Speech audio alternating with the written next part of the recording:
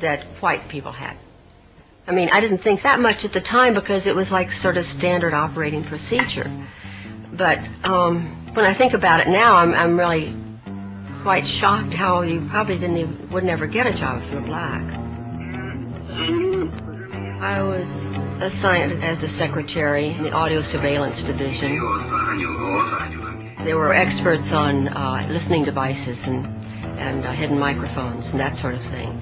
I did also very often help the operatives get the documents that they needed. Once in a while, I'd have to make a quick trip to the State Department to pick up their passports. And sometimes if we couldn't get the passports in time, then I'd have to go over to Graphic Arts Reproduction Division so that they could forge one for them. Most of them were artists in there, but they were recruited from prisons because they were forgers, and they were master forgers. They were people who knew how to forge money, and they forged all kinds of things. That's how they made their living. And so the FBI would arrest them, and then the CIA would come and spring them.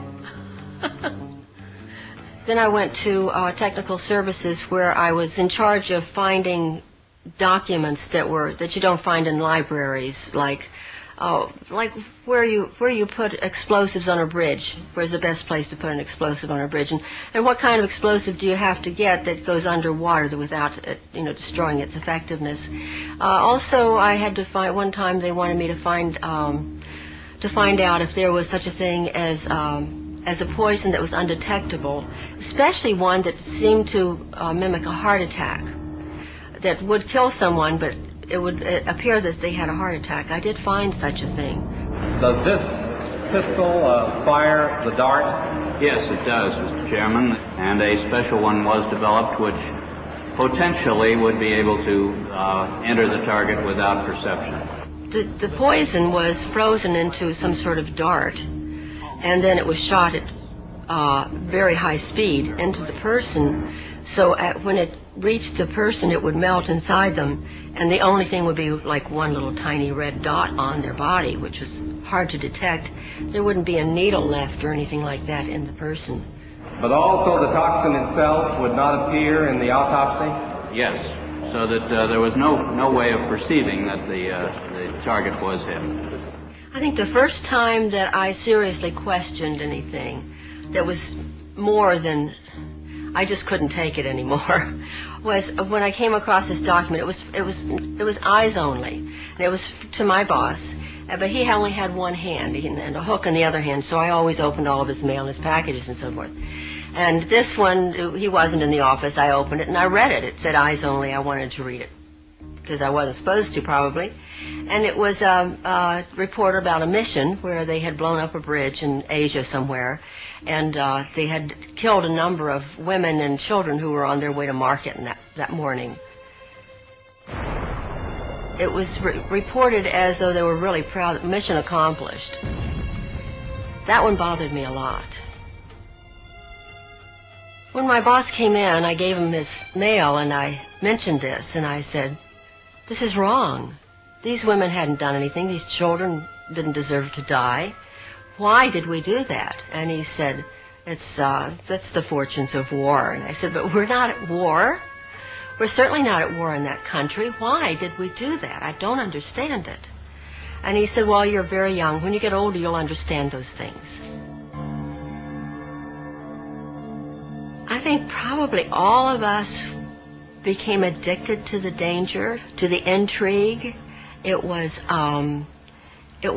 living a fantasy. It was actually living a fantasy and being on the inside. And it was very hard to leave, even though I felt that they did wrong, and I would never, ever work for an agency like that now, because I realized that it wasn't because I was a child or I was so young. It was because it was wrong. But at the time, it was really exciting. After that, there was no other job I could have ever again in my life that would be that exciting. I knew that. During this period in Ecuador, I got involved in all these different types of operations. I was running around here, running around there, working with the police intelligence and military intelligence. falsifying documents as provocations to get people landed in jail. Running a surveillance team, which was a team that would follow people around in the streets. They had radio communications with vans. It was very exciting at first. And you had, at 25, 26, 27 years old, you had this sense of power, which is intoxicating, really, for such a young person.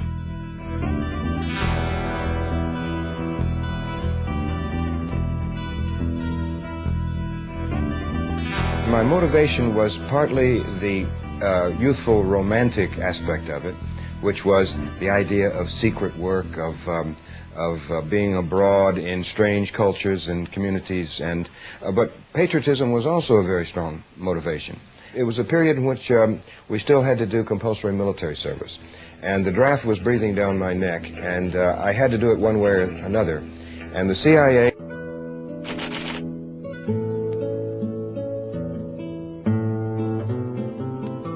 I was sent down to Quito, Ecuador, where I worked for a period of 3 years. Poverty breeds anger and despair.